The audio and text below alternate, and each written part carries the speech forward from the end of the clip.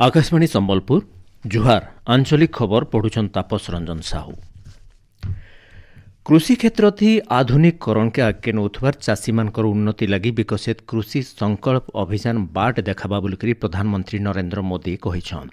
गलाकाले Bhubaneswar OUAT कृषि शिक्षा सदन थाने होइतिबार विकसित कृषि संकल्प अभियान कार्यक्रम थी आभासी जरिए उद्बोधन देकरी प्रधानमंत्री श्री मोदी ये अभियान भारतीय कृषि के देशर मुख्य आधार करवार के संकल्प नैछे बोलिकरी कहिछन।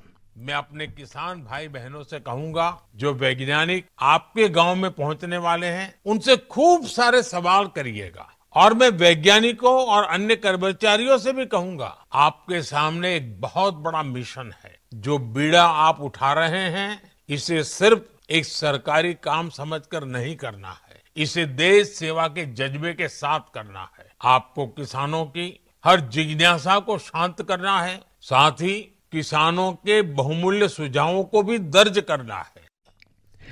कार्यक्रम थी केंद्र कृषि मंत्री शिवराज सिंह चौहान और मुख्यमंत्री मोहन चरण माझी जोग देकर राज्यर भिन्न भिन्न इलाका आसिथिबार चाषी मानकु भेटिकरी चाषी समस्या बाबदे आलोचना करथिले। अभियान लैब टू लैंड के जुड़बार बोलिकरी गुटे बरकस माध्यम हेबा बोलिकरी केंद्र मंत्री श्री चौहान कहिछन।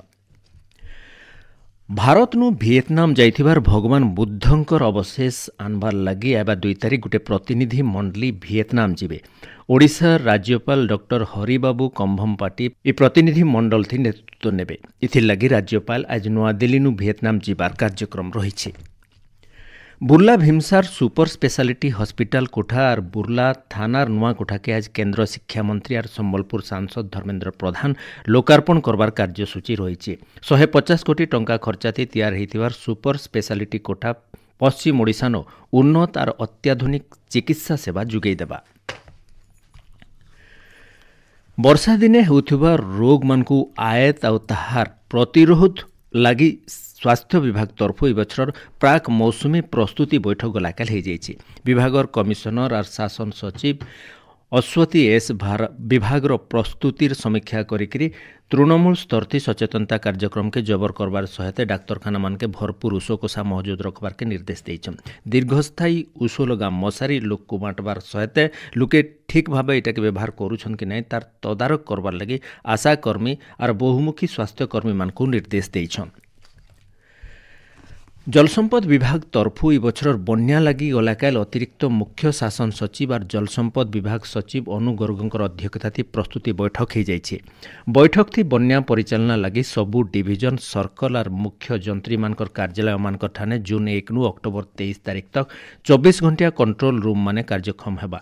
सेंता सर्वोच्च जंत्री जलसंपद विभाग सेच सदन कार्यालय राज्य जलतत्व तथ्य केन्द्र राजीव भवन ठाने भी बन्या नियंत्रण कक्ष मान काम करबा। 2025-26 आर्थिक बछर थी ग्रामीण भित्तिभूमि विकास पांठी RIDEF रो उच्च क्षमता कमिटीर पहला बैठक गलाकाल भुवनेश्वर लोकसेवा भवन ठाने हो जाइए। अतिरिक्त मुख्य शासन सचिव और उन्नयन कमिशनर अनु गर्गंकर अध्यक्षता होइतिबार बैठक थी पांठी सहायता थी कार्यकारी होइतिबार भिन्न भिन्न भित्तिभूमि विकास प्रकल्प मानकर कामकाज सफलता और अग्रगति बाबदे समीक्षा करा जाइए। गाँ इलाकार भित्तिभूमि विकास लगी 2024-25 बछरे ओडिशा RIDF ऋण बांटबार्थी देशे पहला राज्य पाल्टिछे बोली बैठक थी सूचना दिया जाइए। प्रसिद्ध शीतल षष्ठी यात्रा लगी संबलपुर शहर गजगजई जाउछे। आज राति श्री श्री लोकनाथ बाबा श्री श्री जागेश्वर बाबा और सहर अलगा अलगा मंदिर मानकर महादेव बिहा लगी हनुमान निउता यात्रा हेबा। गला राति झाड़ुआपड़ार श्री श्री लोकनाथ बाबा और मुदीपड़ार श्री श्री जागेश्वर बाबांकर सहित अलगा शिव मंदिर मानके महादेवंकर संगे जगतजननी माँ पार्वतींकर बिहा लगी पतर पेणी विधि हो जाइए। विश्व प्रसिद्ध रथयात्रा लगी रेढ़ाखोल बनखंडनु 4 नंबर खेपे रथ काठ पुरी के पठा जाइए। आगनु चारमाल बंसाजाल और बुर्डा ठानु काठ पठा जाइथिबार बेलके आज बड़माल वनांचलनु 44 खण धौरा काठ पुरी के पठा जाइए।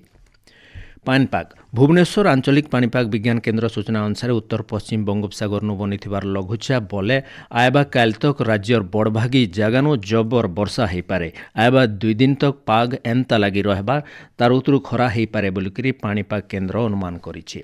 एथनी आंचलिक खबर इनो शेषला और बेलर आंचलिक खबर सुनी पारबे राति 7:02 थी।